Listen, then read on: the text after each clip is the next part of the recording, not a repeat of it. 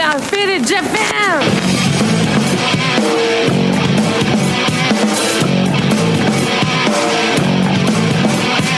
Yeah, all the time me on business. I'm all about my business, but I ain't got no briefcase. Yeah, all I got's some whiskey. Open and the whiskey, bring it to you. Yeah, I'm leaning up against the door, and my feet stuck to the floor, and we're messing on the go. Yeah, I've been in before. I'm a broken man, needing immediate lands. I'm all about my business. Let me love you till the morning. Let me love you till the morning, yeah. What's up, feeders, and welcome to yet another action-packed episode of Got Fitted Japan, and I am your host, Johnny. And as you fine folks know, Got Fitted Japan is about two dudes, booze, Japan, and the news. And faders, for episode number 818, we have a very special guest, a friend of the show that's been on this show before. We have the man, the myth, the legend, Wow. Matthew Moss. Hey, what's up, everybody? Hey, Johnny. What's up, bro? Good to see you, man. Thank you for having me back. Absolutely. And remember how he just said Got Fitted Japan's about two dudes, booze, Japan, and the news? Well, the news is all about Tokyo Game Bridge. And the booze, I told you should drink the water quickly and stay hydrated. Shit. Because I know that you are a Nihonshu guy. That's absolutely correct. And I'm more of a shochu guy, but my wife, she was in Niigata, and she came back with 2 bottles of Niigata's premium shochu. Not shochu, Nihonshu. Yes. Oh. So we got these. They're different, and your kanji is awesome. So yes. So could you describe these bottles? First off, the art is amazing. Yeah, it's cool. It's got a nice modern, Showa. It's a kind of Showa like mod design. Okay, this one we got a katakuchi right here, and what do we have there? This one over here? They're both katakuchi. Okay. And what is different here? Oh, this one's like crazy katakuchi. And this one is regular katakuchi. Mm-hmm. And let's see. It's saying that you could drink it cold or you could drink it warm. Yeah, the same for both of these. What else is it telling us? His kanji's really good. Yeah. He's great at reading Japanese. I suck. I can read a menu. So it goes well with food. Kireyoi sato nomi. Yes, aji wai ga ninki. Okay. So, which do you feel like starting with? Let's go. I will say let's start with the super dry and then move over to the regular one so we round it out afterwards. Yes. As an approach. All right, fantastic. Let's do it. Okay, so I don't drink Nihonshu with ice, so I'm just going to put my ice in my coffee tray like this. All right, cool. So here we go. We got glasses here, and we're going to start off with this one? Sure. Yes, that's the one to start with. Here we go. Now, I got a question. Shochu is made with koji, the bacteria called koji. Is it the same with Nihonshu? Oh man, that's a good question. I can only, there's certain things I could tell you about Nihonshu. Yeah. I could sit and give you a bullshit answer, but I'm not going to do that.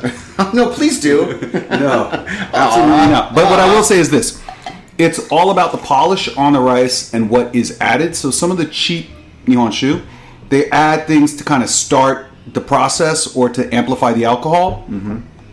So those are your dirtier, kind of lower down Nihonshus. Then what comes out is like the level of polish. Yeah. The more polished that the rice is, like as you polish away the rice, the more you get to the sweet, starchy core of it. Mm-hmm. And from that, you get different grades of alcohol from the Nihonshu.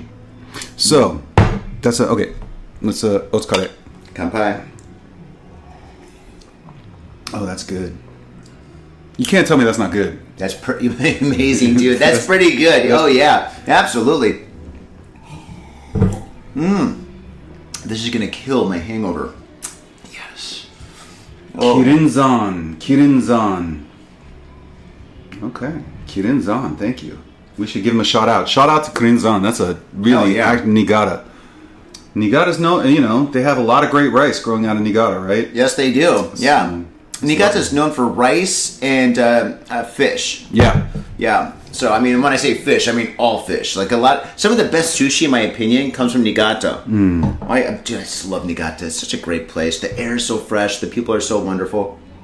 I've never been to Niigata. I've been to a lot of places in the country, but I've never been to Niigata. Oh my God. Dude, I'm like this tempted from having a festival in Niigata.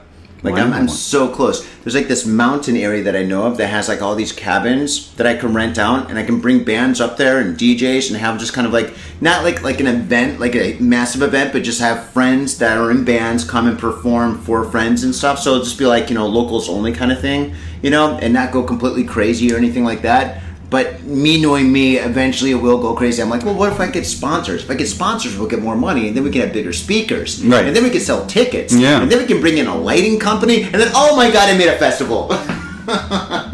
Well, or I think that with all the inbound travel to this country, you could have a premium retreat up to the mountains and get some locals to do it, so that way people who are coming in get a flavor of like what real Japanese life is like. Yeah.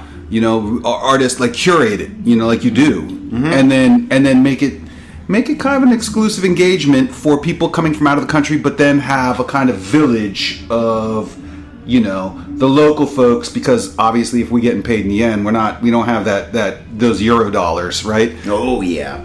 But there's an opportunity there because those people have money, and there's a lot of travel in this country right now. Oh my God, yeah, dude. My area looks like Brooklyn. I know. That's why I get the Your company, area not the Brooklyn. I know. Your area does look like Brooklyn. I know. It's all sorts of hipster. Probably, I think I look like a hipster today too. Actually, it's the hat, right? I need a mustache. But sometimes I have a mustache. I rock the mustache. Really? Yeah, dude. I like the mustache. No, but you've got good hair, dude. My hair's brown. It's like dirty brown, and then here it gets like strawberry, and then it gets red, and then it's like black and red and like different colors. Yeah, I got red hair. Like I get red. It comes out in my beard. Yeah, dude. I had a goatee for a minute, and it looked like I was like walking around eating spaghetti all day. It looks so bad. That sounds filthy, bro. Oh, it was filthy, dude. Oh my God, it was like I'm actually kind of homeless, Like, my hair looks like it looks like pubes and stuff. It's all weird like this. all right. Dude, don't shit on yourself like that. No, but that's why I got the baby face. I got to shave. You got to every keep day. it, yeah. Yeah, because if I don't, I just look like a mess. I look the way I feel. You remember the old Saturday Night Live bit with Billy Crystal? You look marvelous. Remember? And his other line was, there's one thing. It's better to look good than to feel good. And sometimes that shit is true. The story of my life, bro. Oh my God, yeah. But if you look good, people, there's a philosophy to that though, because when you look, if you're clean shaved or like you're groomed, I should say, and like presenting nicely, and like people respond to that. It doesn't matter how you feel on the inside, but if you put the energy into putting yourself together, and then people see that, and it will elevate your mood when people respond to you like you are somebody who is well composed. Oh, yeah, positive mental attitude. Absolutely, yes. Absolutely. In spite of how you feel. You killed that so fast. Oh my gosh. Okay. Oh. It's too good. It's too good. It is. Do you sip Nihonshu or do you just drink it? Or both? Oh, obviously. I don't know. You're sipping faster than me. That's a pregnant pause right there. I thought I was sipping it. How about this? I thought I was sipping it. I did. Okay, all right. Let me catch up. Slow. You could take your time. It's okay. It's not a race. It's so good that I drank it quickly. No, but I wanna refill yours. Oh, okay. So here we go. はい、お願いします。はい、どうぞ。はい、ありがとうございます。はい。あ、すごく美味しいねもう。うまいよね。うまいです。Oh, the majority of our listeners speak zero Japanese. Japanese? Yeah. But we could do like a word of the day kind of thing if you wanted to. What's the word of the oishi? Yeah, everybody knows. That's pretty. One. I think that's pretty widely understood by this point in time. What's another word? Oh, wait. Okay. This time we could use what type? So there's different qualities of Nihonshu, right? So this is. Oh, here's a good one. Karakuchi. Karakuchi, right? Just remember Kuchi, then you got it. Yeah, and the funny thing is this. Kuchi, well, there's a good word of Japanese for the day. Kuchi. Because in English, Kuchi means one thing. Uh-huh. But in Japanese, Kuchi means mouth. Mm-hmm. Which is fitting in a way. Kind of. And a lot of kids watch this show too. And well, I didn't say anything inappropriate quite yet. Okay, there I'm squinting because I don't have my glasses on. But those two at the end there, the end is going to be backwards. But that's karakuchi. And karai as an adjective means spicy. Yep. And kuchi means mouth. So what it means is this is actually like dry to the point of being a little bit spicy on the tongue. Yeah, I love it. It's got a nice little burn too to it. That's your karakuchi right there. I love the burn. Yeah. And that's karakuchi.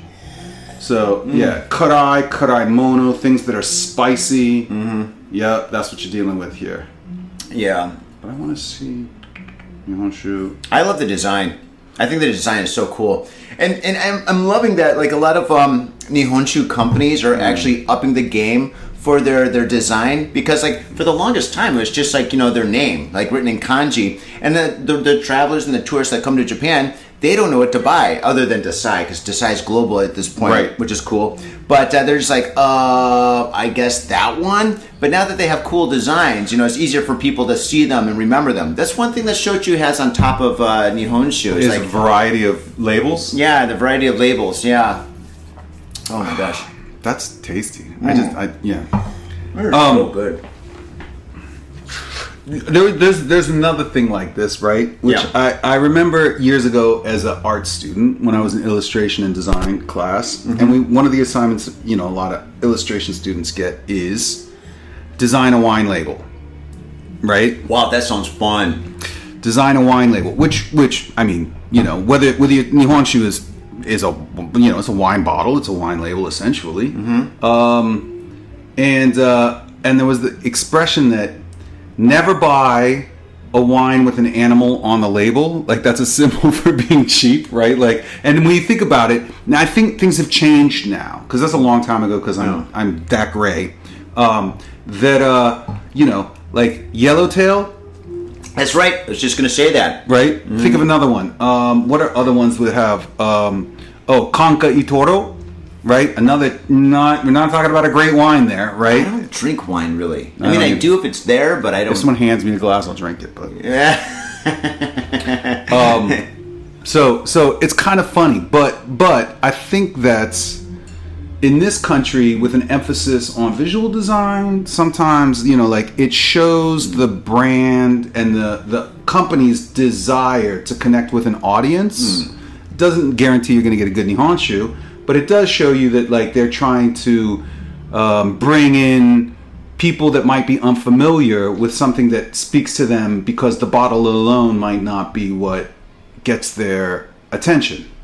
And then through that, you can kind of get a sense of their style and how that relates to what the product is that they make. Yeah. Branding 101. 100%. But Branding yeah, 101. But the thing is, like, these... You'll definitely see these around, you know, when you go to Niigata, and you'll definitely remember them, you know? Right. Because, I mean, if you have, like, 10 or, like, even, like, 100 different, like, Nihonshu bottles all together, and you see this one, you're like, oh, my gosh. I mean, you can see this a mile away, too. So that's awesome. That's very cool. Good on these guys for going the extra mile. Kirinzan. So that's Kirin Mountain, right? I wonder, is Kirinzan a mountain in Niigata? Is it a specific location, or is it just a name? I don't know. I have no idea. I don't either. That's okay. Add that to the research list for follow up in our next episode. Writing it down. Oh, speaking of writing it down, okay. I've got a lot of questions. Okay.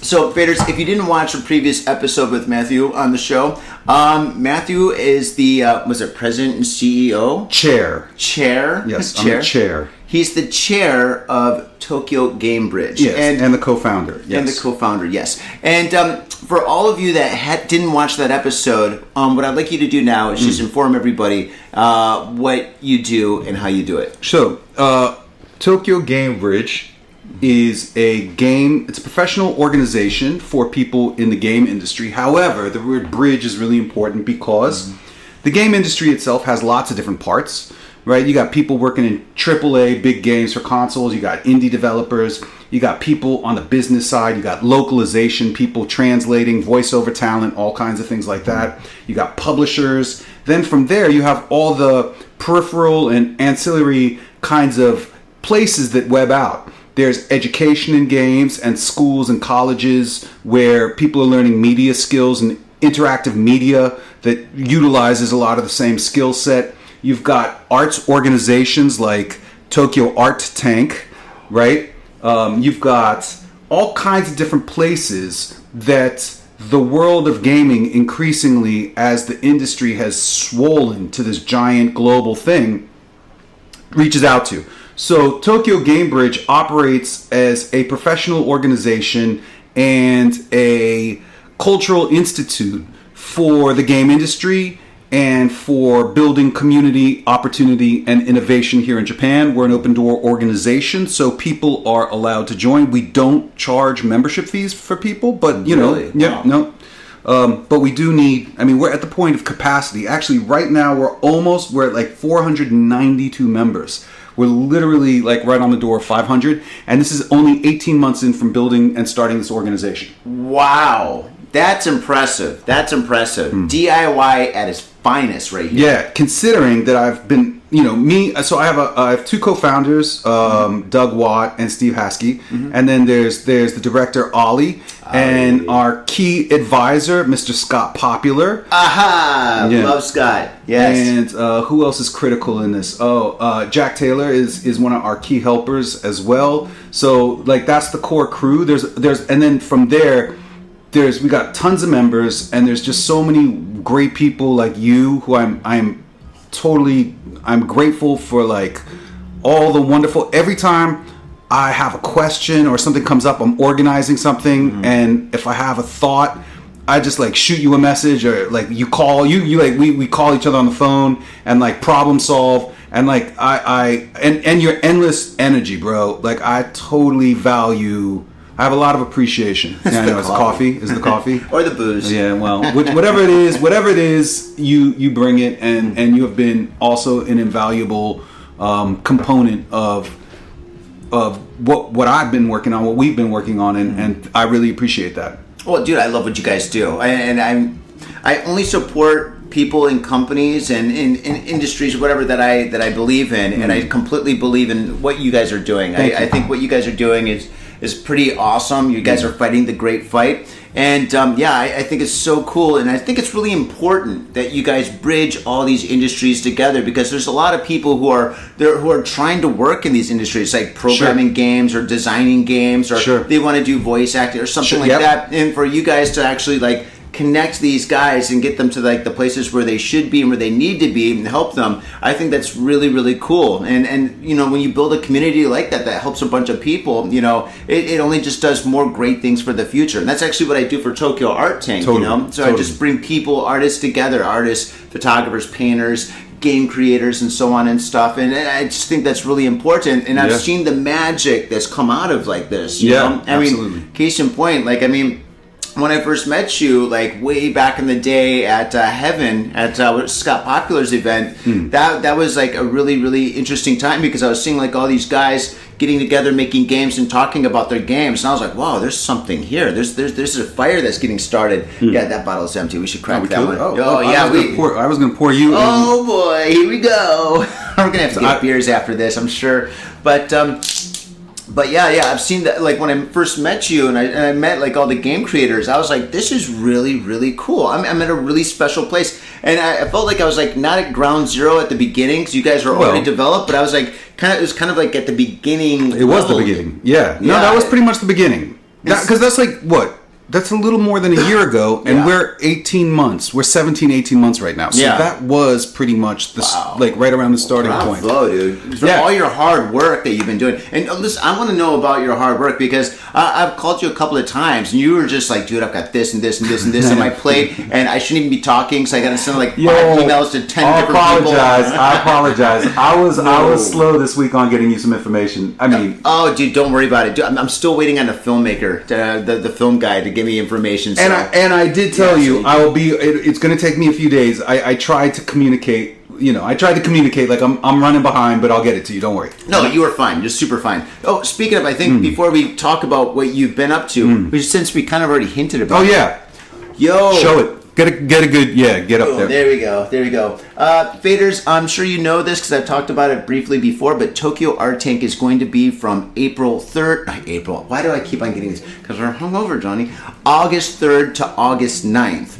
And it's going to be at Gallery Le Decor, which is a absolutely fantastic gallery in Shibuya, right by the station. It is absolutely spectacular. I've got 27 artists showcasing some of the finest artwork in Tokyo and what Japan has to offer to the world and stuff. It is absolutely fantastic. Every artist is absolutely spectacular. And on every single day, we have special events. We have a film festival. We have a painting workshop. We've got bands coming in. We've got DJs, the module DJs and stuff. And also, Tokyo Game Bridge is going to have an event. Yes, and I'm really, really stoked to experience it again. So could you tell us a little bit about what you guys are planning? Yeah, what we're planning is this.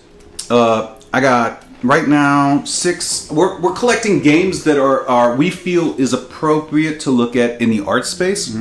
Because one thing that games do... There's a couple of reasons that I think like we align well, right?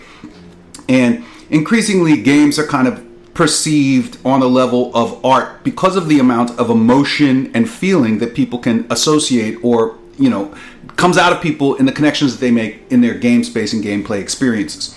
So, like, experience design is a very critical component of what makes a game engaging, what's sticky, what makes people come back. And the idea of taking experience design as a theme and collecting some games that have interesting experience design and putting that in a gallery space to describe, or not to describe, to allow people to kind of interact with games and talk about that's the goal. It's going to be super cool. Yeah. So very cool.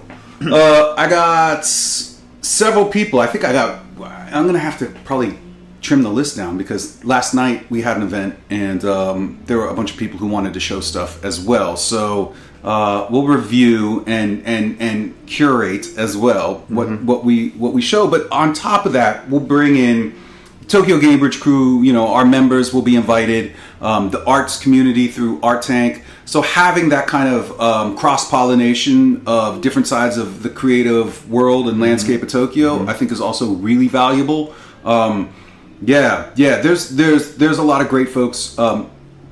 Actually, one of the people we'll be showing is an artist, games developer, Farfama, who is one of the organizers for another game organization called Games, spelled AEZ, Games, and they really focus on experience design as well. So I'm really glad to have other people that are aligning kind of with the right type of things to show in the right type of places. And I'm excited. I'm super stoked. I'm excited. Super stoked. And the coolest thing, well, I mean, there's so many different elements which are super cool. But for me, the coolest thing is, when I went to the last one that was at Tokyo Art Tank, it was about 4 months ago. Yep. Oh my gosh, you get to meet the creators of the games. And you get to play the games, and then you get to talk to them about their games, about the music that they chose, about like how they came up with like the whole idea. Like one guy made a game because it was like a dream or something, and I was just like, oh my god, that's insane. And it's just like one thing after another and stuff. You get so much information. It's so interesting. It's so much fun. Because I mean, whoever met like the person who made Super Mario Brothers. I mean, who made Super Mario Brothers? Who's the guy that's behind the game that changed the world, right? Do you know? Yeah, but I'm not here for a history test. And actually, all right, actually, I have. Look, funny enough, my other co-founder Steve would be exactly the person who could give you an entire history lesson on this. That's his strong point. Yes. That is known information. Oh, really? Oh, it is very much. It is very well studied. Yes. Well, they should have had it in the movie The Wizard. Well, they could have, yeah. But remember that movie? I do. That was a great movie. Game Glove. Boy, did that suck. Do you remember Robbie the robot? Do you remember Robbie the Robot? I never had it, but I saw it in a Nintendo Power magazine. Yeah. It was pretty worthless. It was worthless? Worthless. But it looked pretty cool. It did. You think like you're playing with a robot, but no, all it did was like, it had an actuator to turn in the middle, and then you put a spinning gyro on something else. You might want to kill that before you mix it with jeez, that. I didn't know I had some left. That's oh my right. goodness. Oh jeez Louise. And they're different, so... Oh god, yeah, you can't mix. No, don't spoil one with the other. They both need their own space. That is true. That is absolutely true. But that's a really cool thing about Tokyo Game Bridge. You actually get to meet the people who made the games. You can talk to them and learn all about it and stuff. And if you're interested in actually making a game, if you ever have like an idea, you can talk to these guys and actually learn how they started making games and stuff. And maybe they can put you in like the right direction regarding like programs or whatnot. And you guys do all sorts of games. You guys do like not only video games, but you also do like VR. Yeah, we have in our community. We are open to all types of game development and design. People making board games, card games, VR, XR. The VR, XR, AR, everything. And actually, shout out to XR Tokyo, which is a fellow organization specializing in XR development. So, they've been also huge in regards to like collaborating. Cool. In fact, we had Yuki came to the last event, and he's an XR developer, and he created the whole suit, the experience where it's not a suit, but with a fan.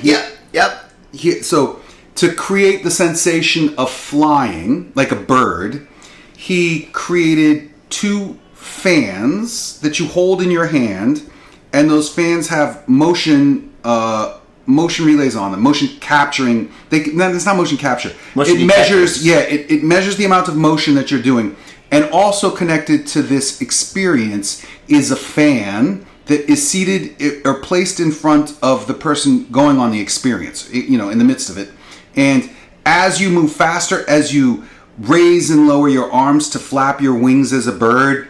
As you dive, the fan's speed is triggered so that like you're also getting air moving around your body while you're doing it's a wonderful experience design. So I'm going to start crying. I'm like, dude, that was such a life-changing experience. I'm afraid of heights, but I had such a great time playing that game. That was so cool. All the games are so cool. All the people are awesome.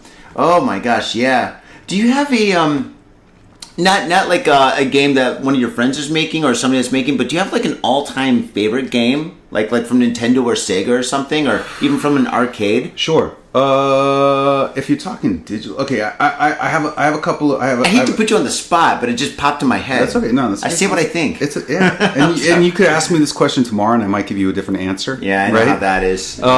However, all right, I'll give you my 3 that are like gimmies. These are gimme. These might seem like cheap answers, but I think that they're no. So I will have to say, for me personally, I always, no matter when, if people around me, if there's a Street Fighter game, I can always play a little Street Fighter. Nice. Yeah, it's a classic. Yeah, it's been around for 35 years or something. It's older than me. Well, no. Yeah, I'm doing the math. I know what year. I know what year you're born. They don't. Maybe they do. And let's see. Okay, so Street Fighter, starting with Street Fighter 2, classic, right? And not only that, it's part of what I love about it, and this is what's important to me in design and game design is I love that people shit talk while they play Street Fighter, right? Like, I love the shit talking. When it comes to games myself, I want to play a game with other people in the room. Like, I'm not somebody, as a game developer, I understand people like isolation in their experiences sometimes. Totally good. But for me, I want to be in a room and people are talking shit and getting excited. Hell right? Yeah. So Street Fighter wins that for me. I think for me, I would say my second one like that's like all-time classics is, if you put me in front of Tetris, I will just sit down and fuck with Tetris for like easily a half an hour. For real? Yeah, like I love Tetris. Wow. To me, it's just, there's something about, maybe because I'm a visual designer, and it's all about spatial relationships and decision making, right? And the amped up pressure of time. It's such a simple but effective design. Yeah. It's timeless, right? Oh, like I think sure. Tetris is a timeless game. Oh my gosh. Yeah, dude, Tetris, dude. My anxiety went through the roof once you get like over half, like 3/4 of like the thing filled up. You're just like, oh my god,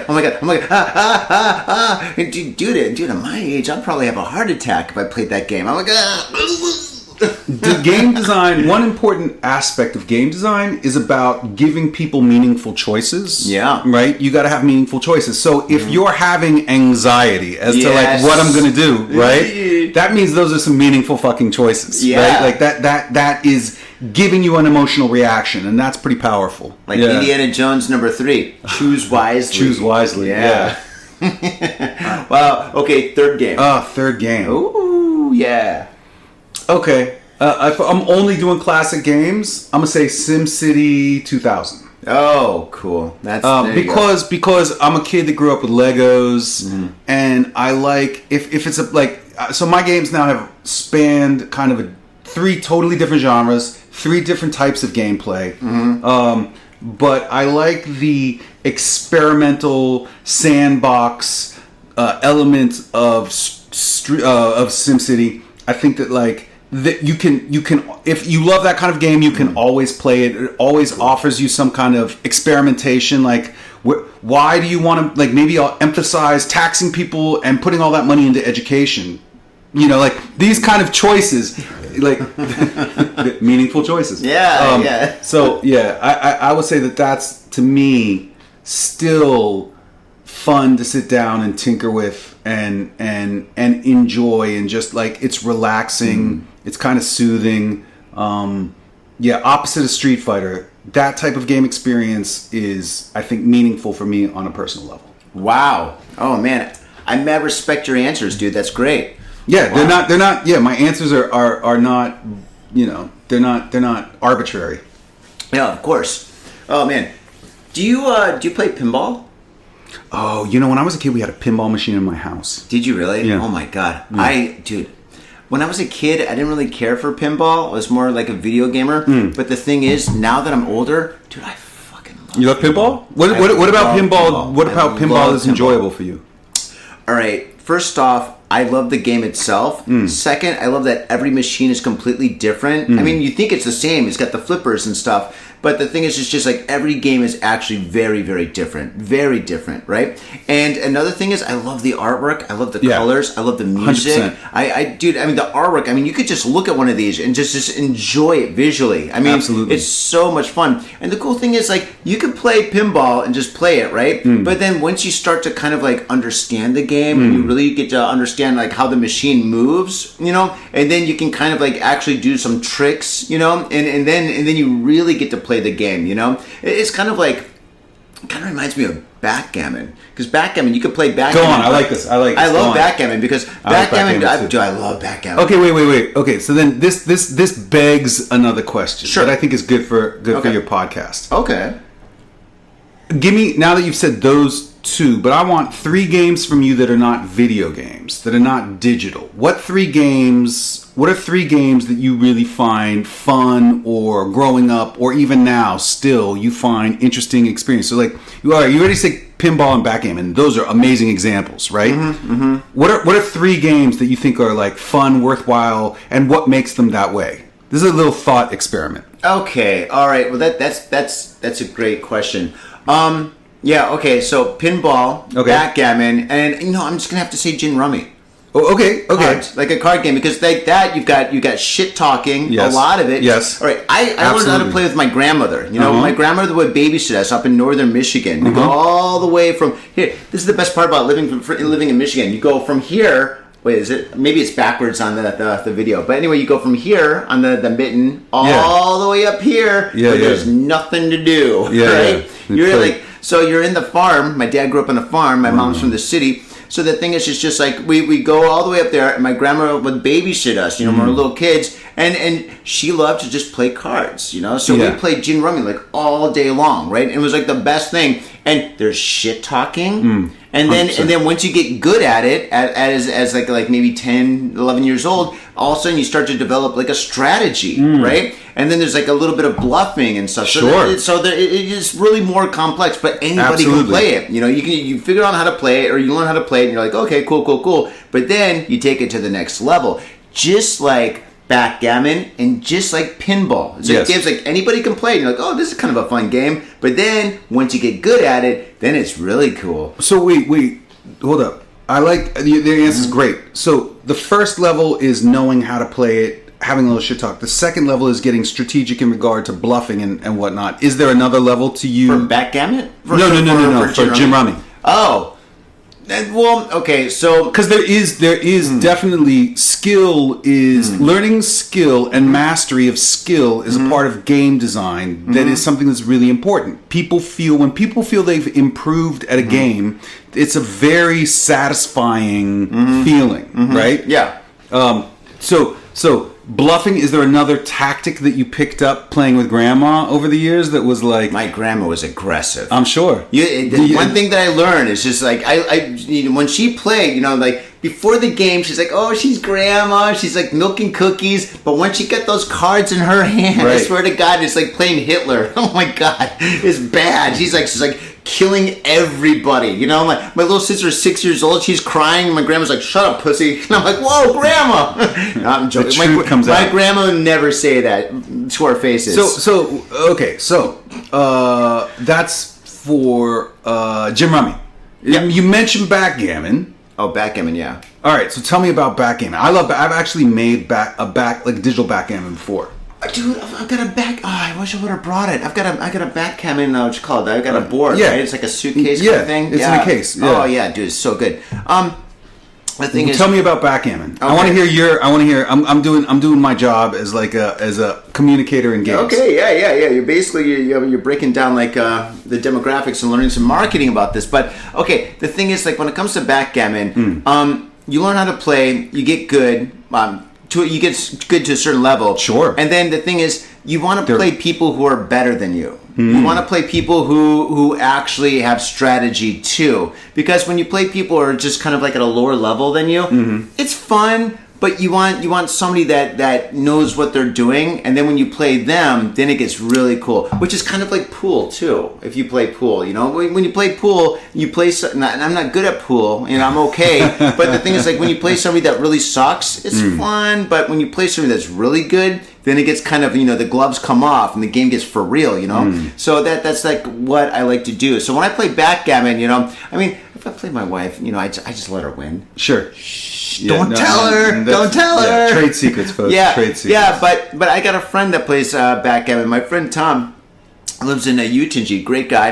And when I play him, like I mean, this guy he grew up playing backgammon, right? So when I play him, dude, it's for real, man. It is World War IV, man. We bypass 3. We'll go all the way.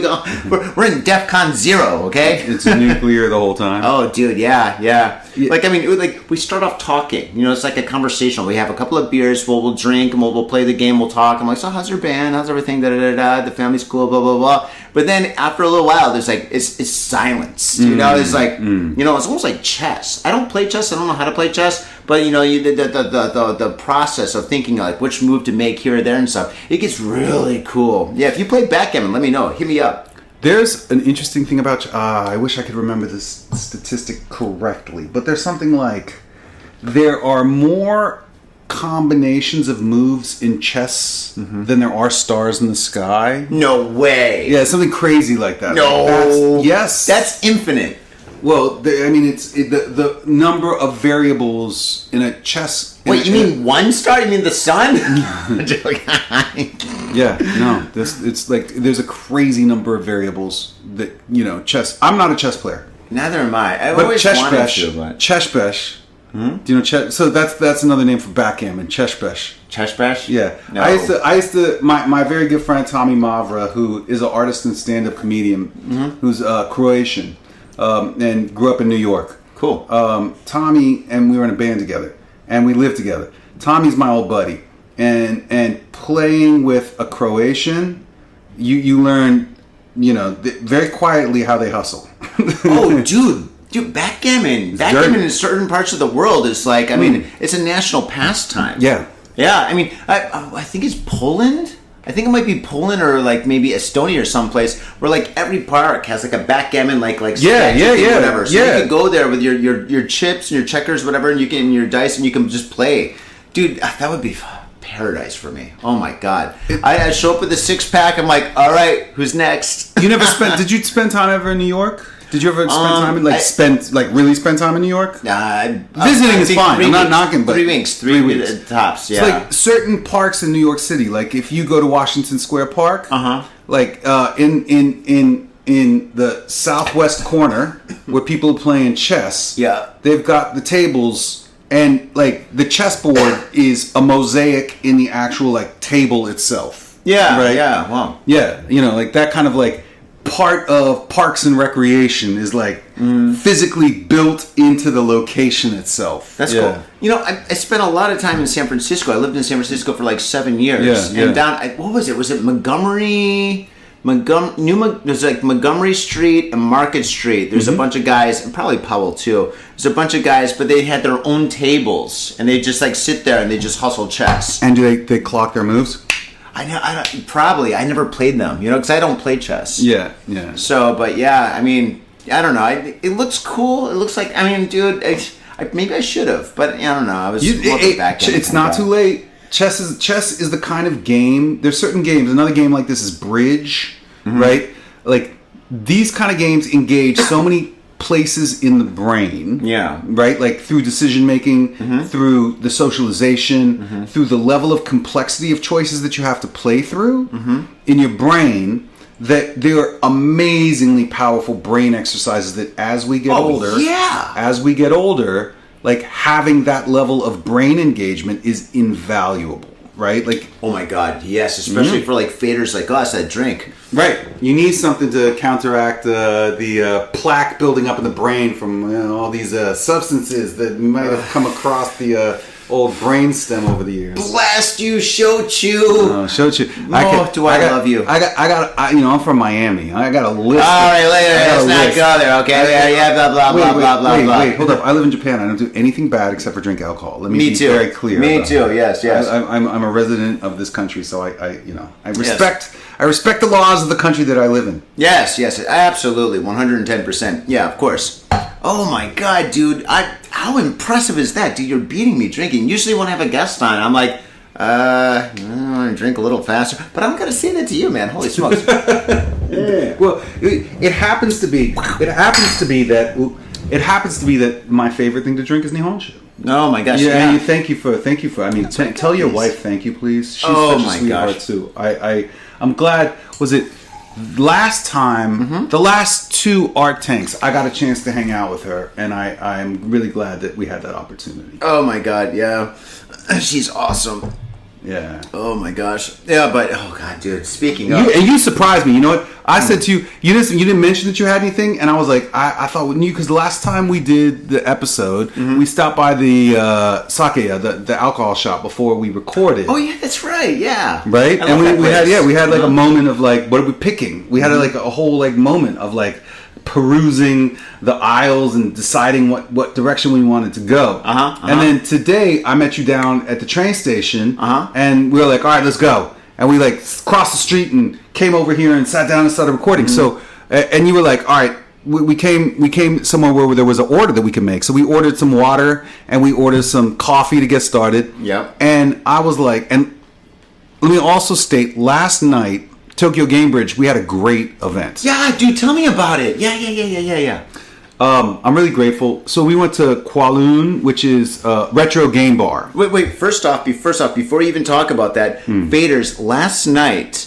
For the last 3 days in Japan, the news has been going on and on and on about these 2 mega typhoons that are going to crash and clash and stuff in Tokyo and destroy the city. Like Tokyo's over, Tokyo's done. These 2 typhoons are going to come and it's going to destroy the city. Please stay in, don't go outside, make sure you have supply. It was crazy here. So nobody went outside last night, which is a Saturday night.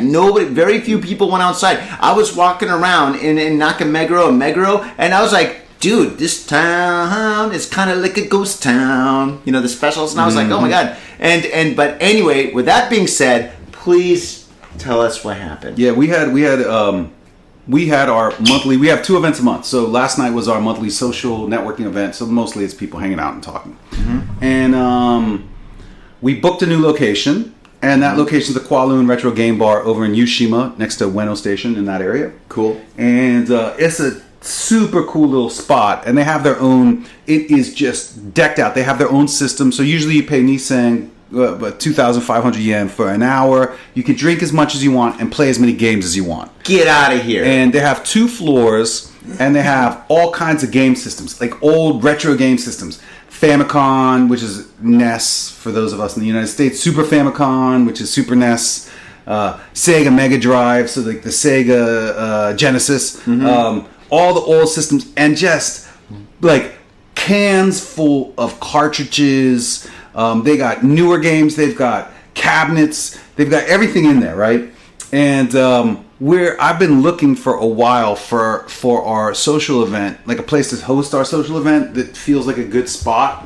And so it's always kind of you know about this. You know about this. It's always the hunt of like finding a good location. Oh, dude, story of my life. Right? Story of my life. Yeah. That's like new location, a good location. Is it going to be right? Yeah. By the station. How far is it from the station? Is it in the basement?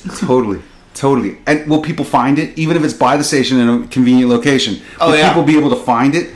So yeah. You get emails after having an event by like 30 people. Sorry, I couldn't find it. Didn't show up. I'm like, I know, that's true, right? There's a sign, dude. Exactly. Yeah. Oh God. Yeah. Stress. So and so that you've just illustrated my point. So last night was the time that we did a new location, and there were 2 typhoons, and then also Friday there were 2 fucking earthquakes on top of that, right? Yep. We had one in the morning and one at night. Let's not talk about that. So we have 4 natural disasters occur in the last 48 hours here in the city. That's not a joke. However, I will agree with you.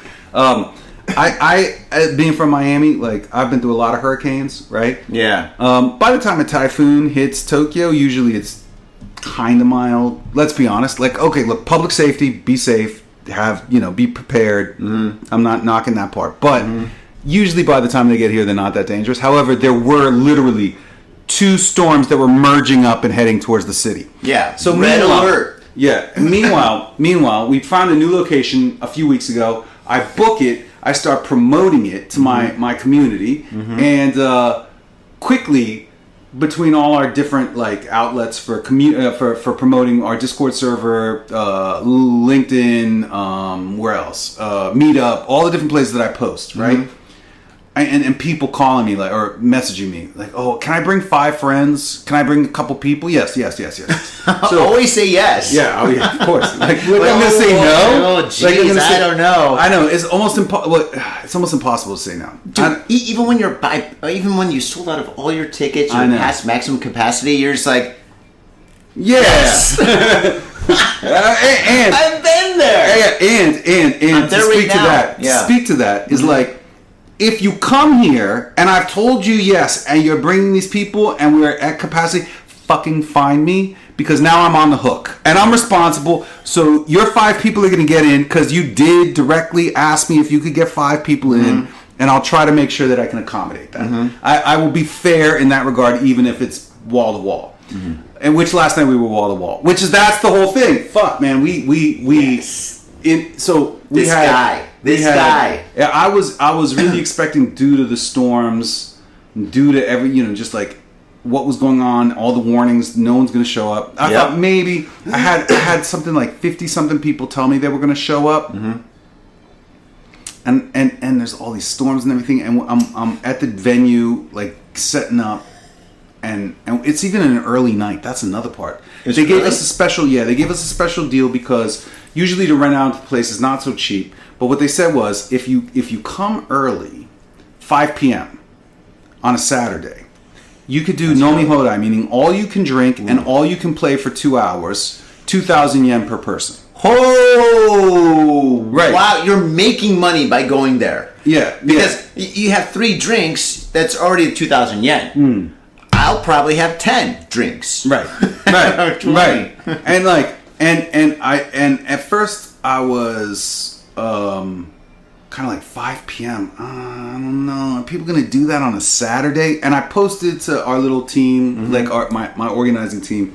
And I gotta give a shout out to one of my organizers, Oscar Strom. Oscar is the best. What up? Oscar is the bridge of Tokyo Game Bridge. It's like cool. I realized like if Encyclopedia Brown grew up and started making games, like this dude that's this dude, right? Like Oscar is like whether all kinds of different things. Dude just has like a nonchalant answer to. He's the most like nonchalant but that's what one of his powers. That's awesome. That's so cool. Yeah, I haven't heard that reference in a while. Encyclopedia Brown. Yeah, I know. You took me back, dude. Look, see, I'm like Back to the Future. Oh my god, that's Encyclopedia awesome. Brown, That's Steve. great. I love that. But so I posted and I posted on with the team on Discord and I was like, I'm thinking about this. What do you guys think? And he was like, that's a good price. And he's like, 5 o'clock on a Saturday. What's everybody? Who's doing what? Like, if it's done by 7, people could go out and eat after that, right? Boom, And genius. And I was like, okay, that's a good response. Like, I value that kind of feedback because I was questioning like, should I take this offer or not because the price was right. Yeah. But yeah. So we did it, and people came and stayed and had a good time. Nice. And like we left there, a lot of people stayed for an extra hour. So after our crew, because they gave us a special deal. And I don't think that their team, like the restaurant, the people working and the restaurant, the retro bar. Yeah. I don't think that they were prepared. I did inform them. We communicated a lot. Like I got this many people saying they're going to come, but there's 2 storms, so I think it's going to be half. Right? Yeah. It wasn't half. I think we ended up with like 46 people out of 50 something that RSVP'd. Yeah. During like 2 a typhoons. mega typhoon. And by the way, that typhoon didn't even happen. No, I know. Nothing happened. It No. didn't rain last night. There was no during the day a little bit. A little but bit. But Yeah, there was a few moments of rain. Dude, it was not like Friday. Friday it was pouring rain, right? So I had an event on Friday, and that was great because like when it started pouring rain, all the tourists went to my venue, and so all of a sudden, like within like a couple of minutes, the place is like this. You're like, oh my god! And now it's just like, come on in, enjoy the music, enjoy the time. Right, Have some bars over there. You know? Okay, I will say this. Yes. I will say this to Yes. exactly what you're saying. Though the storm did, by and large, not smash Tokyo. Yeah. We did have some rain, and as a result, when it was 7 p.m., so we had 2 hours, 5 to 7 Yeah. for this event. When it was 7, it was drizzling, raining. It was raining. It was more than a drizzle. It was raining outside. Was it raining at 7? In Ueno, it was. In Ueno, it was. I was It might on this side of town, on the west side of town, it might not have been, but in Ueno it was raining. But it wasn't a squall. It wasn't a downpour, but it was raining. Yeah, Asagaya was. I mean, it was barely. I was in the venue. Yeah. I went out a couple of times to check it out and stuff, and I was like, oh my god, because I'll say one thing. Okay, in Japan.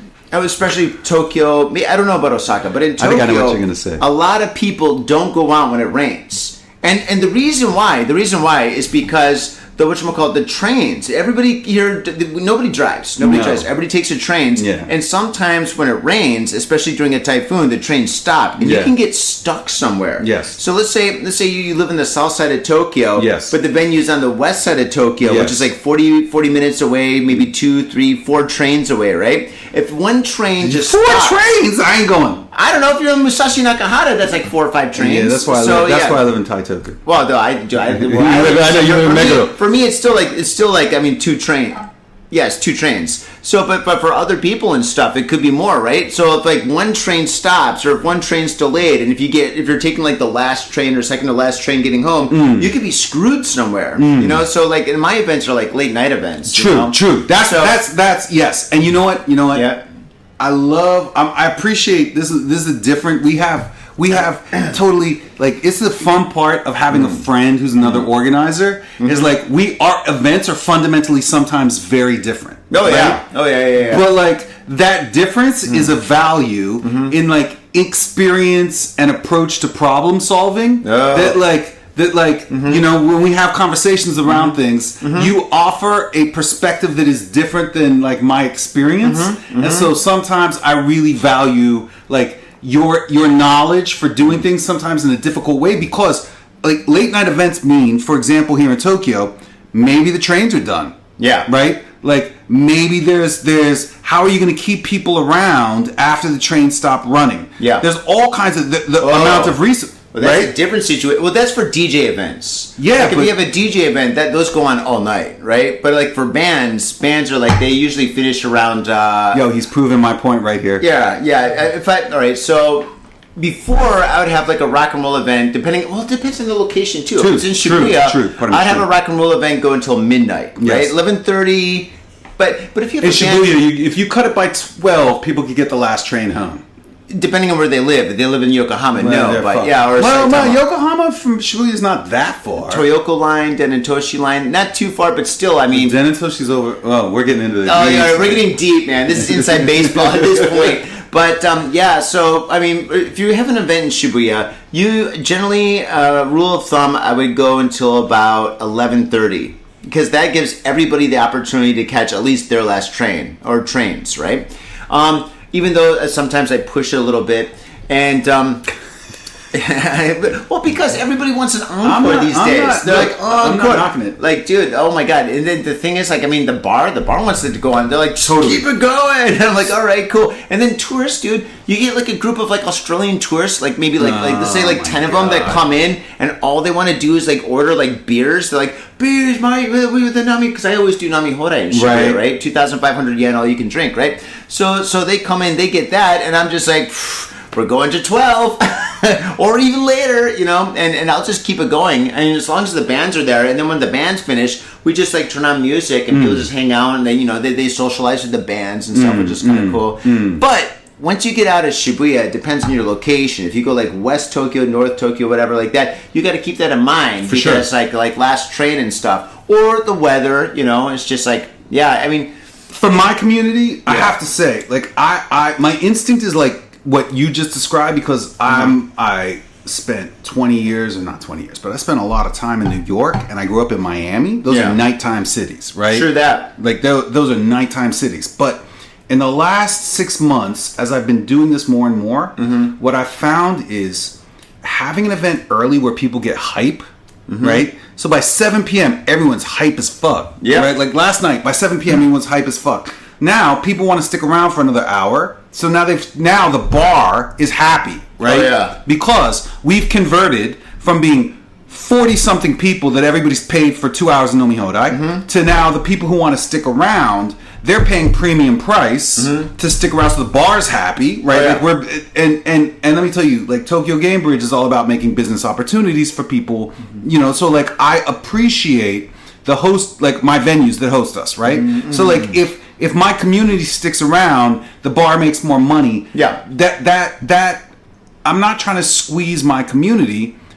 But if we're all having fun, like, let's hang out and have fun, right? Like, let's have some more fun. Yeah. And that benefits the venue, right? So now we stick around for another hour. Now it's 8 p.m. It's 8 p.m. and people have been drinking Nomi Hodai since 5 p.m., right?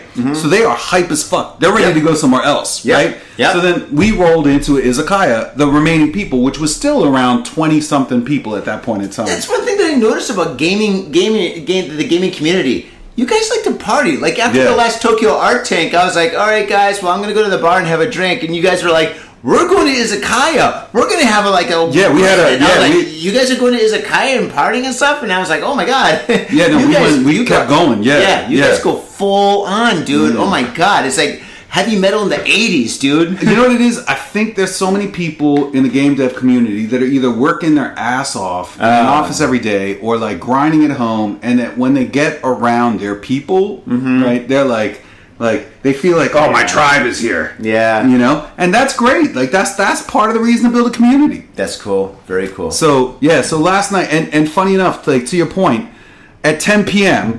And it's like spittling rain. The weather was weird. Like it wasn't. We didn't get hit. directly. No. But the weather was a little weird. It's humid. It was humid. It's humid now. Yeah, like the pressure of the air is like strong. There's a lot of things. It is not the normal, it's like not just a regular rain. With earthquakes. And with earthquakes. Yo, dude, you want to hear some crazy shit? Dude, I was here on March 11th. Oh, you were here for March 11, yeah. I've been here since 2002, yeah, right? Yeah, you've been here a long time. So, yeah, for 8, oh, gee. So anyway, I was here. Dude, it was the kind of similar, like before, like a March 11th, the 2011, when the huge earthquake happened or whatever. The weather was really weird before that, and we were having all these small little earthquakes building up to like that major earthquake in 2011. Boy, scary. And I know it's super scary, but the thing is like, that when we're having these little tremors, everyone's like, "Oh, Johnny, this is good. This is really good." And I'm like, "Why is it good to have these earthquakes?" So like, because like this is like the land letting off steam, so we don't have a big one. Right. And I was like, "Oh, that makes sense." And then a couple of days later, bam! There's like the March 11th earthquake that was like absolutely devastating. That changed the country on so many different levels. It did, yeah. I was not quite here at that point, but I was here not long after that. Yeah. And I can definitely say, because I also was living in New York around 9/11. I was in and out of New York before 9/11 because my family has folks in New York. Yep. So like seeing New York, being there after 9/11 and how things changed. I know for sure in watching how things changed in Tokyo, because I've been here pretty much since right after that I came here. Yeah, you've been here for ages. Yeah, I've been here a long time. It's definitely changed. And actually, I think the next is like there's these 90-degree turns that shit takes, right? Mm-hmm. I think the next turn that happened after that point was COVID here. Oh, yeah. Well, I would say before COVID, it was like we had this tourist boom right before COVID. It was starting to bubble. Yeah, and it was starting to bubble. So we had this huge tourist boom before COVID, and then when COVID happened, so I think because like we never had tourists before. We did. I remember, but I mean we did for sure. There's always. Tokyo's a world-class city. No, not like this. No. Now when I first came to Japan in 1998, I didn't see any international people except for Africans, right? Yeah. So I saw an African dude in Shibuya, and I was like, "Yo, what's up, man?" And the guy's like, "Hello," and I was like talking to this guy from Nigeria and stuff. His name was Godwill. How can you forget a name called Godwill? I was like, "Dude, Godwill is your name?" He's like, "My name is Godwill." I'm like, "Dude, I love your name." Yeah. Oh my gosh. But so at that time, like, there's like very few foreigners, and then when I moved here and stuff, I grew my hair long because like people thought I was like in the military. So I didn't want people to think I was like a military guy, right? Yes. So I grew my hair a little bit longer, especially in the back. Dude, I did a rat tail for a minute. Dude, just because I my hair got a little bit long, and it was like kind of like not a mullet, but it was just like a little bit longer. And I was like, shit, if I shave everything except for this part, I'm gonna have a rat tail. So I did a rat tail. Remember that from the 90s, the rat tail? So I had a rat tail. I remember from the 80s. Was it the 80s? I don't know, but anyway, yeah. So I did that for a minute and stuff, but I mean, I remember. But the thing is, like, there was like this thing. Do you remember the gaijin nod? What was the guy? Oh, the gaijin nod. Like when you see a gaijin like on the train, you nod and stuff, and you talk to him, you show a little bit of respect and stuff. Now you would never do that. No way. But not only that, like you're like, now it's the gaijin slap. I know, it's like, guys, come on, please try to respect. Like you're a foreigner in this country. No, it's not good. That's a different episode where we're talking like smack about. Because like I read the news, right, and recently like every episode, like I see all these articles about like foreigners doing bad stuff or whatever, and I was like, oh god, dude, do I really?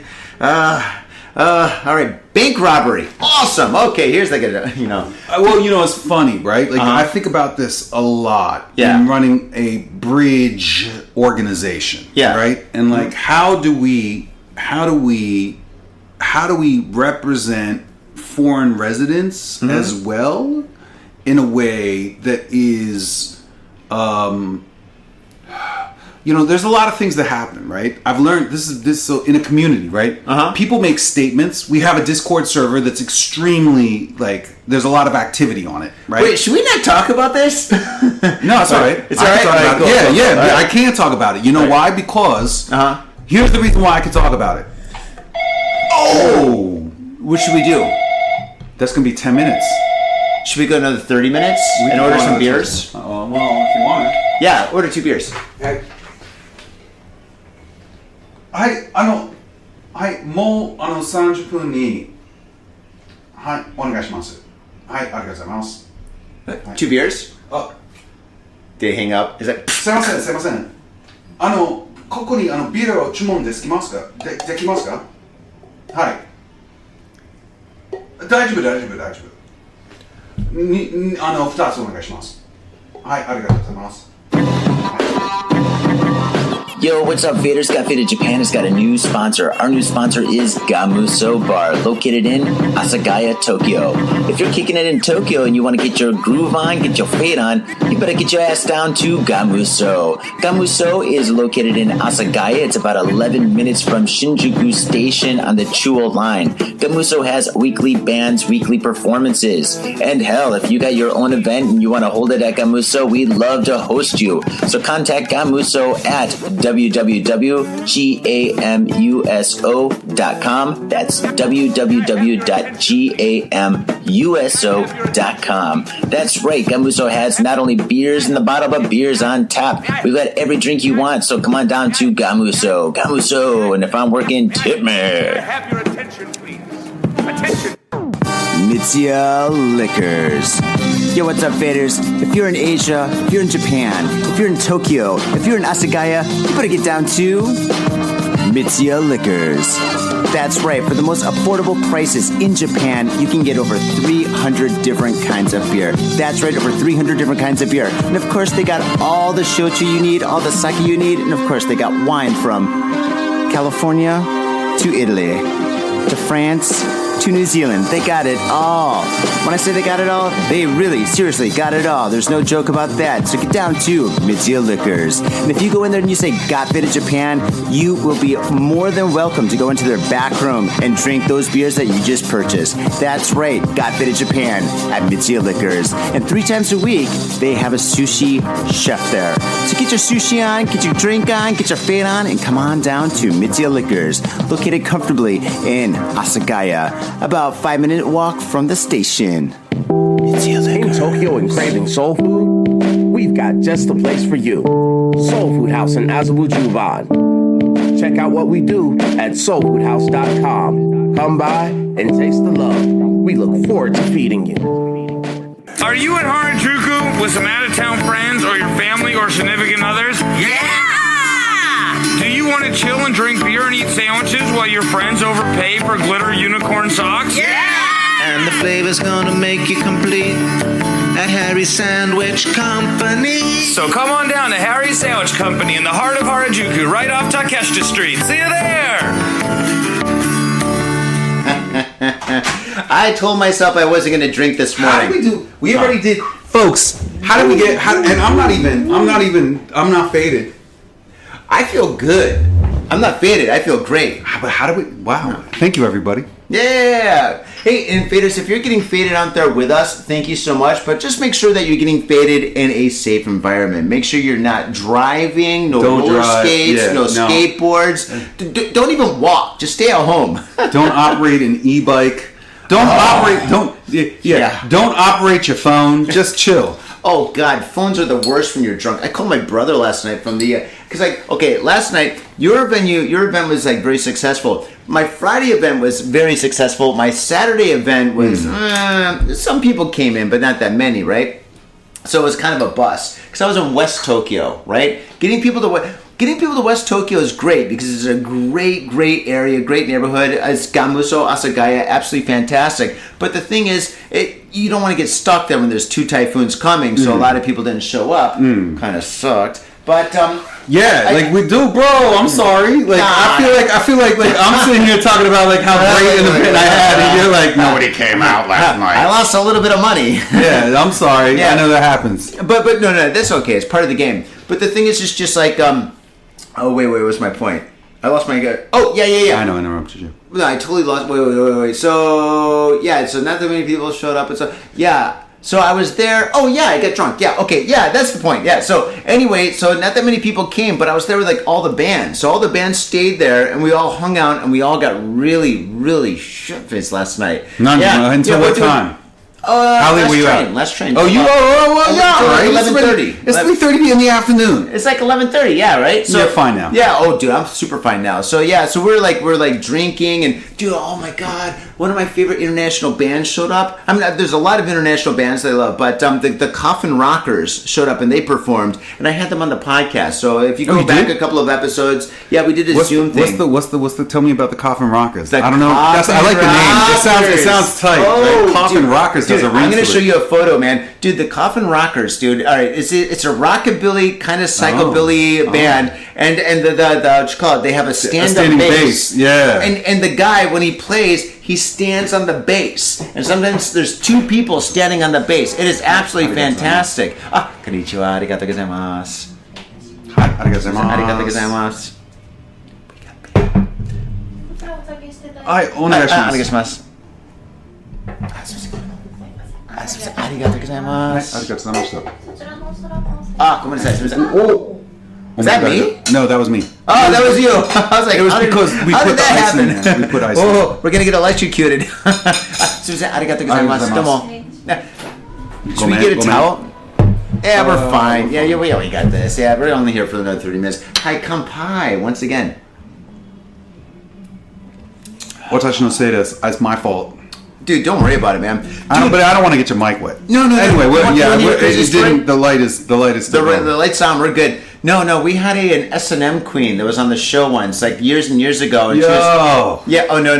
Wait a second. Where are you going with this? That was the craziest. No. We didn't do anything, of course. But no, she was like telling stories about like the adult stories industry. Probably enough. Dude, the stories were absolutely phenomenal. She was talking about all sorts of like underground, like hardcore, like borderline possibly illegal stuff that happens and stuff, whatever, like, and she's like on the show, whatever. But anyway, what we had was like, well, like, when we started the show, it's kind of like this. We're like, hey, welcome to Cafe de Japan, and all of a sudden she shows up and she had beers, and she's like, hello guys, and it was all set up, right? But she's like giving us beers, and she dumped the beers on the microphone like this, and I was like, testing 1 2 1 2, and we're using a different program so we could see that it was recording. I'm like, it's still working, let's just go with it. And oh my god, I mean, S&M queens are not known for pouring beer or giving beers at that point. But anyway, so yeah, this microphone has been through it all, man. It's still kicking. In fact, maybe we should give them like a hype, because I mean, this is the Yeti Blue. The Yeti Blue USB microphone is... Actually, my mic at home is blue for doing audio recording as well.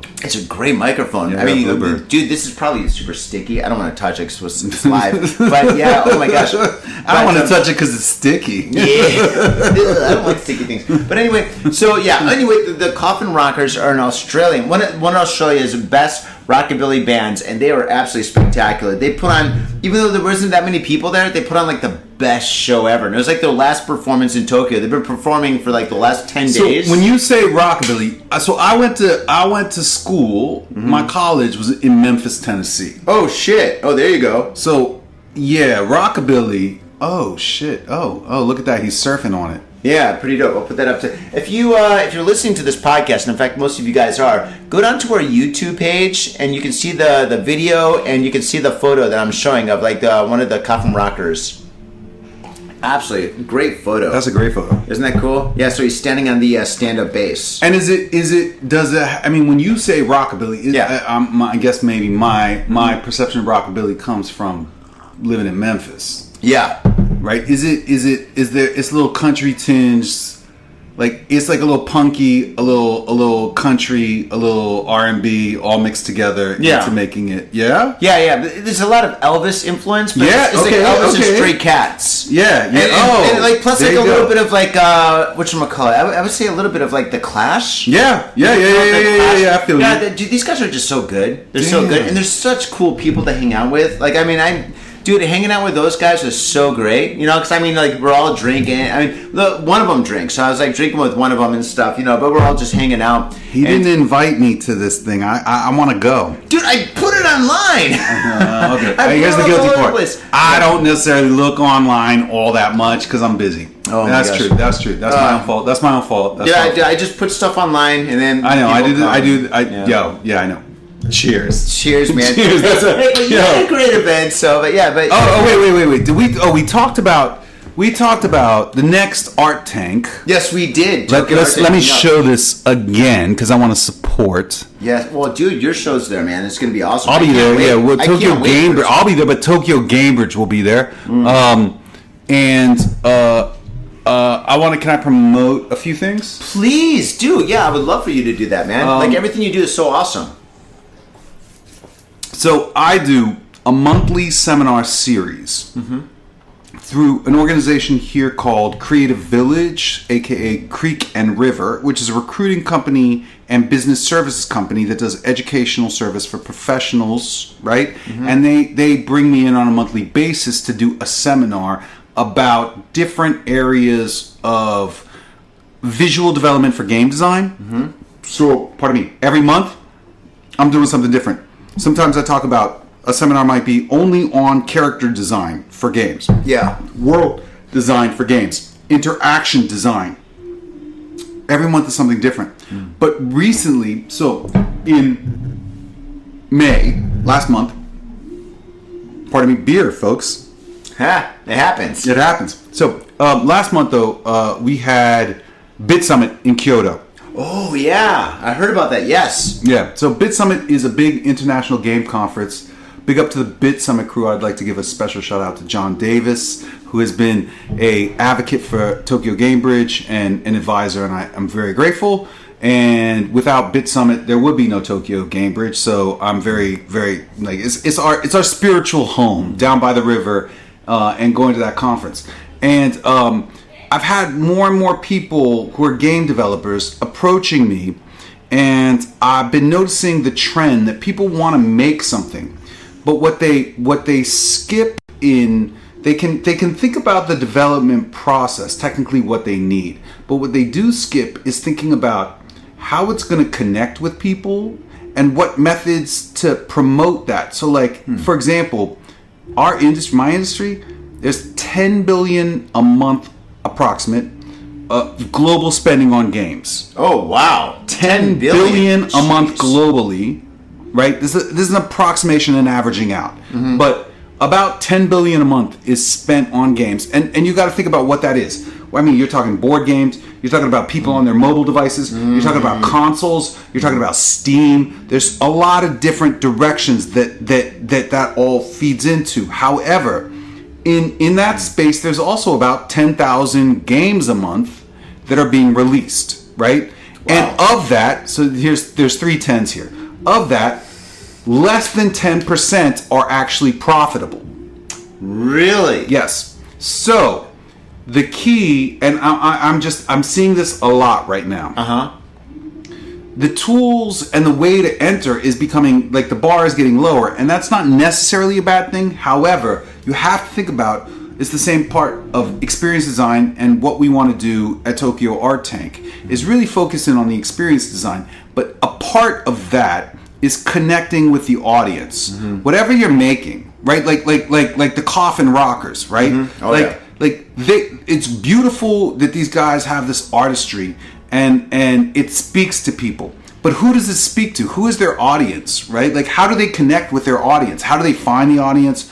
What are things aside from their music, or aside from the music alone, that all these different types of audience members share? How are they reaching that audience? How are they engaging with that audience? How are they, getting activation going on? And merchandise. Well, that's one part that's like valuable, right? Like, they're really good at merchandise. When they showed up, they had T-shirts, stickers, good, pins. that's awesome. Also, they even have these little koala bears that like would go in your ear and stuff, whatever. Yeah, so people were, like, wearing those, and they had like Australian like little flags, or whatever. They showed up prepared to like represent and stuff. So yeah, they're awesome. really good. So yeah, when it came to like, I mean, like them as I guess an enterprise. They of course they had the music, but they also had like the stand-up bass, which separates them from like any other band that's coming to Japan. Boom, we're back to experience design, like how people react to that. Like, don't get me wrong, like as somebody else who's I've had a band, I've played music live for a long time. Like, coming out on stage, so my band is a funk and hip hop band, but if I come out on stage with just a DJ and a couple of microphones, right? That's almost, for some people, that's gonna be like karaoke, unless my DJ is really skilled. Or has right? records. It has records, right? Yeah. Of course. I don't go out without somebody who has fucking records. But dude, these days, everybody goes on with like a computer or like it was like However, a DJ. you could have a MIDI input device where somebody is like banging shit out and like keeping it so that it's got human touch to it, right? That's cool too, right? Yeah. So I'm not knocking digital for the sake of digital, or like analog is better than digital. The idea though is like performance. Yeah, engaging something that is malleable, that is human. Yeah. Right? Like we have all these almost wonderful tangible tools, right? Exactly. Yeah. Exactly. And it doesn't matter whether it's a stand-up bass or it's a fucking MIDI drum pad, but it's all programmed with fucking awesome things that the artist themselves wants to bang out and make people feel the funk to, right? So like that's what matters in the experience. Yeah, they want an experience. It's great, exactly. Giving people something valuable. Yeah. Right? And 100%. being that's where the truth is, right? Yeah. So back to what I'm saying. Right, going back. This is the bridge. Got it. So the bridge. The bridge is over. Let me quote KRS-One. The bridge is over. But back to the bridge. The bridge on that is that a lot of game developers that I see, young folks or people new into development, don't think about the bridge of how to bridge to an audience. How to bridge, there's two parts to that. There's your players, and then there's all the places in media, whether it's the Steam store page or the iTunes page where your game is getting sold, or all of these places. There's two tracks that are really important that you want to connect with people. Yeah. So having that part. So our next event is addressing that. I address that in my seminars. In my next, for Tokyo Game Bridge. Yeah. Our next event is going to be at Meiji Daigaku, at Meiji University. Oh wow. Yeah. Good. So awesome. A big shout out to James York, who is the educator at the media department for the master's program of media at Meiji Daigaku, and this dude is a super bright cat. Yeah. Wow. That's big. That's awesome. Meiji. So Meiji. So we're going to be over there, and we're going to do a pitch jam rally, right? So you've heard of like people. You know what a game jam is? Do you know what a game jam is? I have an idea, but I don't know exactly. Okay, quickly. A game jam is like this. You got a weekend, and you got a team of 3 guys, or guys and girls, and you got to put a game together. You like make a game in 3 days. In 3 programming? Well, everything. There's different types of games. I mean, you can make a card game in 3 days. You can make a board game. Oh, okay. Right? Okay. But often it's digital, right? Yeah, I can imagine. Yeah. So, and I have something to add to this after that. But so that's a game jam. But what we're going to do is a game jam pitch rally, right? Oh, it's a pitch. Yeah. So what it is to help, because our developers a lot of times already have a lot of great skills. The people in our community have a lot of great skills. But what I want to help them with is thinking about how they're connecting with audiences. How each game itself is a business, right? Like you might open a studio and sell a game. Your studio is a business, but the game itself is a business, right? The game needs players that are purchasing, that are doing things that, because think of all the man hours involved, the work hours involved in making a game. It's tremendous, right? I can imagine, yeah. Yeah, so like you want to be able to operate that game as a business itself. Okay. Right? Yes. Does that make sense? Yeah, it does. Okay, so exercise in doing this to make it fun is what we're doing is we're going to team up, because the Masters Media Program and some of our Tokyo Game Bridge members. Yeah. We have space for 60 people to come out. Whoa. And we're going to make up teams, right? And there's going to be teams? Yeah, we'll figure it out. Yes. We'll make it fun. And then from that, what it'll be is there's going to be 3 rounds, and they're going to draw from a hat. Genre, platform, so like whether you're making a mobile game or whether you're making a console game, and put that together, and the team's going to have 3 rounds. They're going to do 3 times. And each team, in both English and Japanese, have to get up, and they have to pitch. So they're going to have time for 3 blocks to pitch each game. Jesus Christ, dude. So it's going to be a race. Yeah. Now, okay. This is an interesting, a fascinating topic, but like, I mean, I gotta ask a question. Sure. Now, when I think of game creators and programmers and people that develop games, they seem like very deep thinkers. Deep thinkers, like people that take a lot of time to think about choices and decisions and stuff. You know, they're really like thinking about stuff. You know, absolutely. They're not just like, okay, we're gonna have like the plumber, and then he's gonna have a mustache with a hammer, and the not only that, that's a whole nother thing. Yeah, all of those decisions were made for technical reasons. They weren't made for aesthetic reasons. Exactly. Yes. Okay, That's my point. That's my point. Go on. So the thing is, it's just like you've got like people that are deep thinkers. When you get these guys together and you put them in this kind of a situation, how is that going to work out? Is well, that's why it's going to be a game itself, right? Oh, like, my God, dude! Because like, oh my God, and not only that, exciting. They're all going to need more time. Like, does anybody need 5 more minutes? Or I'm like, yeah. No, you're not going to get 5 more minutes. Oh we're my going to put God. the time. We're going to put a clock up, and it's going to be. We have the whole event is going to be 3 hours. So there's going to be time displayed. Oh my God. The pitch is going to be like this. We have a couple of special guests from the game industry, good folks, who are going to be asking questions to the pitchers, right? And then we're not going to be, the panel is not going to be the judge. How are you filming this? All right, man, you got a camera crew you want to send over? I can get one. Can you? Yeah. Okay, let's talk about this later. I can definitely get one. Okay. Yeah, I can hook that up. You want English, Japanese? I got a Chinese one, man. Fucking, I got everything. Yeah. Oh my God. So each team though is also going to have a scorecard, right? So they get to score on a score of 1 to 4 each of the pitches. Do they think this has profitability? Do they think it's sticky, meaning it's going to stick around? Of their own team? Or? For all of the events. Oh, so wow. we are not, we will have a panel that asks questions, but then we're going to allow the participants to be the ones to score, and at the end we'll total up the scores to see which team is the actual rally winner. Now, okay, what happens? Okay, because in this kind of like a creative powerhouse, sometimes some brilliant magic can come out of it. Sure. What happens? Almost always it does. Of course, but what happens if like somebody comes up with like the next for lack of a better term, the next Mario? Somebody's like, all right, we got this game. It's like this and this and this, and everyone's just like, oh, when and where, and take my money. Like, well, why do you get a cut of that? Is there a trademark or something? Or, no, I don't how want does a that cut work? of it. That's not my job. That's not our job as a community. Like, if they, you know what? Here's how that works. I'm thinking of advertising. So I'm going back to my background. Here, I know. Thank you.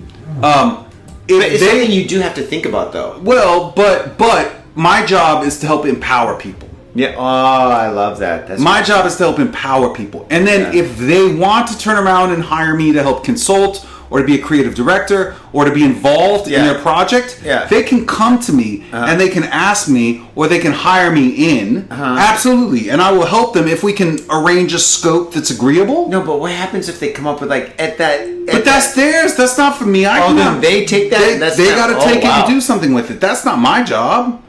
I'm just helping them. I'm a facilitator. I'm not. Okay, I got it. I'm a facilitator. Awesome. I want to help. I want to help my community. Dude, I love that. That's what I do with Tokyo Art Tank. When like I do Tokyo Art Tank and artists, they get together and they do like another exhibition or they create some like kind of like a project or something like that. And I'm just like, awesome. You guys met. You created something. You're doing something awesome that you guys are like being very successful at. Super cool. So it's kind of like the same situation. Yeah. All right. Cool.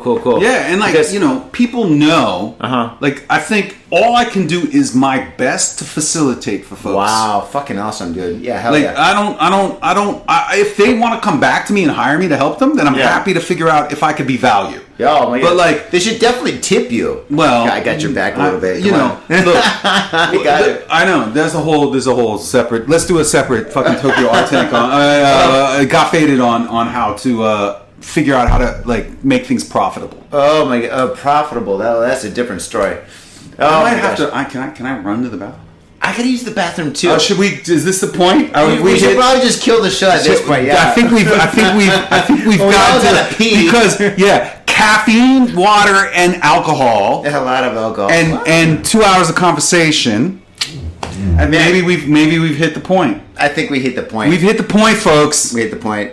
Faders, thank you very much for tuning into this very, very, very special episode of Got Faded Japan. If you're listening to this, which most of you are, definitely go to the YouTube. We don't have that much traction on YouTube. Hit us up on YouTube and stuff, follow us on YouTube. That's cool. And if you don't, that's all good. We do have a Patreon. If you got a couple of bucks, tip us or just go to the Patreon and stuff. Helps. We got the unedited episodes up there, plus a whole lot of other really bad stuff that you're going to love. And on top of that, if you don't have any money or anything like that, it's all good. Just enjoy the show and just tell a friend. It's all good, but thank you so much. And Matthew, man, holy smokes. Yo. Dude, I think I do these just so I can hang out with you. Oh. I love it. I love this. I do love this dude. Oh, okay. I'll just end with, if you want, just as a closeout, for Tokyo Game Bridge, just a shout out. Plug.